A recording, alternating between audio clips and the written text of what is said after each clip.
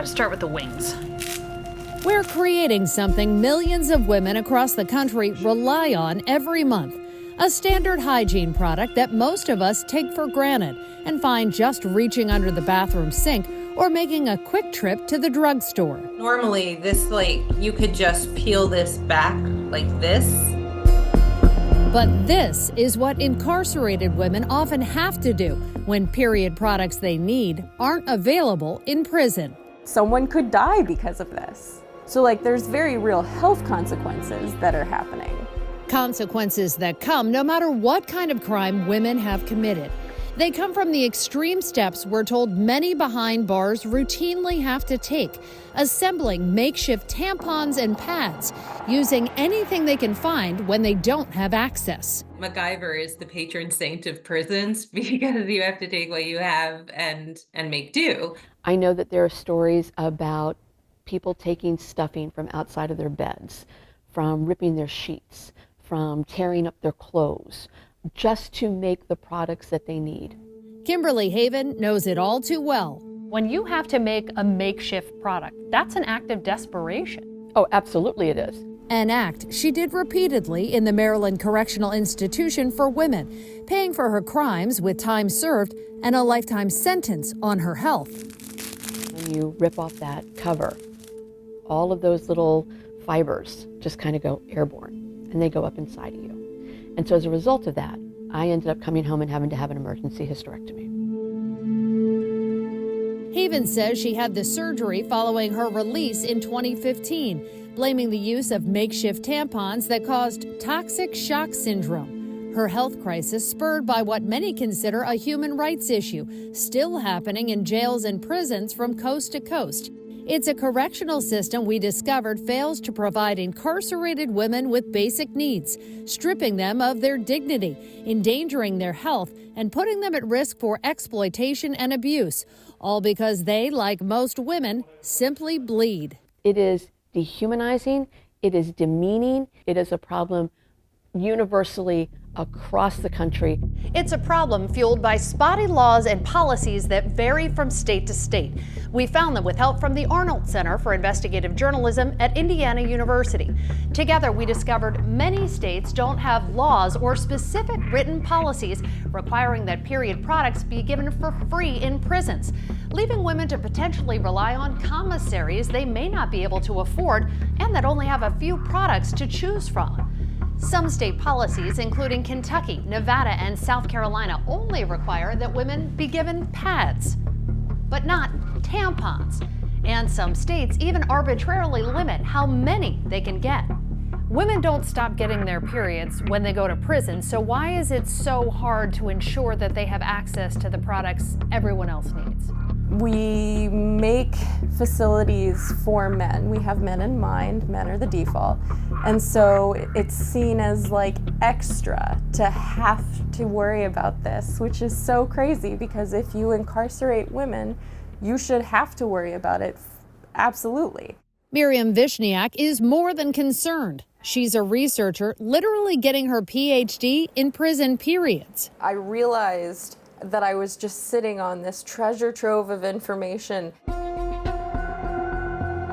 She spent years compiling the online Prison Flow Project, interviewing incarcerated women and tracking changing laws, policies, and legal cases involving menstrual product access. There's no understanding that people need access to these products at all times, in all locations. But that doesn't happen everywhere. Our investigation found only 6 states had policies specifying women should get period products they need at any time of day or night. Most states don't have written policies at all related to availability of products, or said they'd be given out upon request, meaning women may have to ask when they realize they need them. Every single woman I talked to, no matter where they'd been in prison or how many years it had been since they were released, every single one of them said it felt like I had to beg like a dog to get what I needed. When states don't have a law, when states don't have a written policy, what's the impact? If you have a place that has absolutely no written rule, then what you're doing is leaving it up to individual guards. That's what Vishniak says can lead to weaponization of period products. It's happened in Alabama, Florida, and New Jersey, with criminal cases highlighting incarcerated women forced to trade sexual favors just to get feminine hygiene products. Situations like that prompted the Federal Bureau of Prisons to create policies requiring that women in its facilities be given a variety of free menstrual products. But that kind of universal access hasn't trickled down across the board to state prisons or local jails across the country.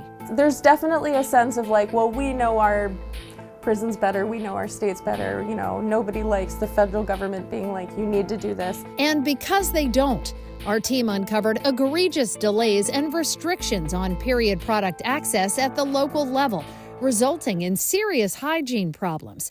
We filed public records requests in more than 20 cities, finding complaints filed by jailed women forced to use toilet paper and socks after begging for sanitary napkins.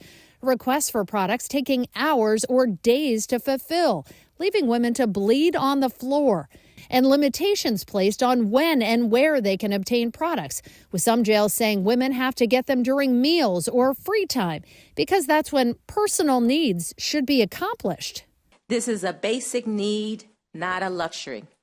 Therefore, incarcerated women should not be forced to beg, barter, bargain to obtain this necessity. Now they don't in Maryland, where Kimberly Haven and others fought to change the state law and policies to make sure women in any facility have access to free period products at all times. We can't predict when they need them. We can't predict their flow. We can't, some women have medical issues. So it's very important that we make sure that they have what they need at all times, especially when it comes down to feminine hygiene. Geneva Holland is the warden of the only state prison that houses women in Maryland. Yes, this is an intake bag. This is the bag it typically comes in. She showed us the bags of pads and tampons women in her care and custody get when they arrive. New products, she says, are handed out every 2 weeks, with women told they can ask for more in their housing units 24/7. For her and those who crafted Maryland's law, it's about dignity. What would you say to states who don't see this issue that clearly, that these women have these basic human rights that should be met? They need to fix it. They're already in prison. They're already serving their time. That's an additional punishment to not give them their basic needs. Our criminal record does not define us, but what we do to people that are incarcerated is what they bring home. What damage we do and what damage we don't prevent is the damage that they're coming home with, that then our communities then have to work to solve, resolve, help. Kimberly Haven keeps helping the cause, fighting for women who've lived with the same waiting period behind prison walls. I would love to see an environment where anybody who menstruates and needs these products has them when they need them, how they need them, with dignity, and that this doesn't become a conversation anymore.